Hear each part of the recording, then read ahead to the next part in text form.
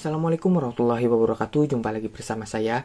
Di video kali ini saya akan membahas updatean terbaru dari aplikasi WhatsApp Business versi 29 yang baru update akhir-akhir ini. Dari pihak WhatsApp Business tidak menerangkan fitur-fitur terbaru di updatean kali ini. Mungkin teman-teman semuanya sudah tahu fitur apa saja di aplikasi WhatsApp Business.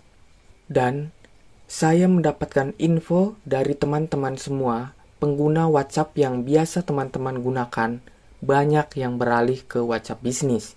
Dikarenakan ban massal yang terjadi akhir-akhir ini, alhasil teman-teman di luaran sana beralih ke WhatsApp Business. Saya pribadi belum mendapatkan laporan kalau WhatsApp Business terkena ban.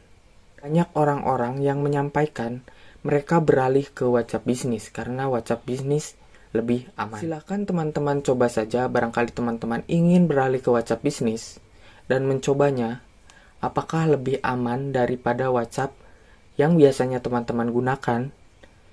Jika teman-teman mengalami kendala di aplikasi WhatsApp Business, silahkan tulis di kolom komentar agar kita evaluasi di next konten berikutnya. Itu saja pembahasan video kali ini dari aplikasi WhatsApp Business versi 29 yang baru update akhir-akhir ini. Saya Sunanta Wijaya, sampai jumpa di konten saya selanjutnya. Wassalamualaikum warahmatullahi wabarakatuh.